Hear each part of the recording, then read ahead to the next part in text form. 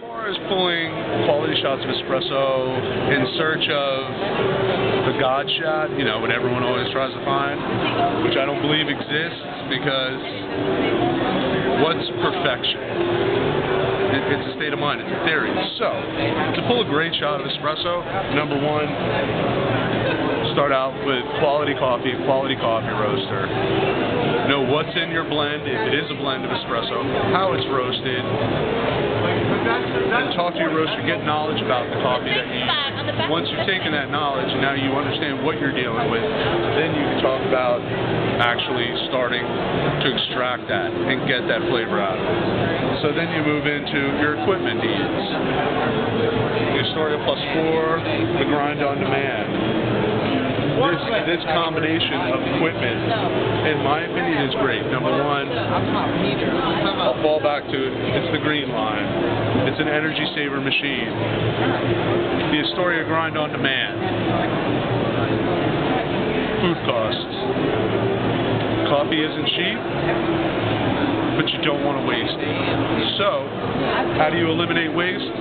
You do something like grind on demand. Time sensitive, adjustable as far as your grind, finer, coarser.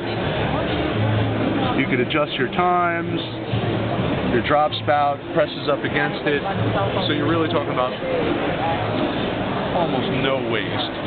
And if you're not roasting and you have a retail environment, and you have a restaurant, and you have a cafe, or even if you are roasting, I'll step a minute back. You want to understand your food costs. You want to understand what you're spending, what that drink is going out. If you have coffee and you're just throwing coffee all over the counter, all over the tray, at the end of the day, you got what, a quarter pound of coffee sitting there? Well, now take that quarter pound of coffee and multiply that for 365 days or 360 days, given out the holidays, you may close more. But that's it. So start out quality equipment. Make sure that you're tamping the coffee correctly. Holding the tamper in the right position. Make sure you're always leaving the portafilters inside the groove heads for the transfer of heat. Make sure they're clean. Make sure that you clean the machine all the time. The clean machine is a happy machine. The clean machine will not break. You will have to do PM maintenance on it, but it won't break down. Leave it dirty. Your customers see it. I know when I go into a shop, I don't want to see caked up, dirty, milky steam wands. If it is, I'm going to walk out, because I know the quality isn't there for that. They're not taking the time to produce quality drinks based on the look of the equipment.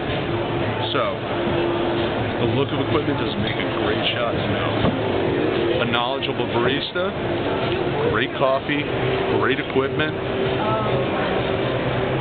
and the understanding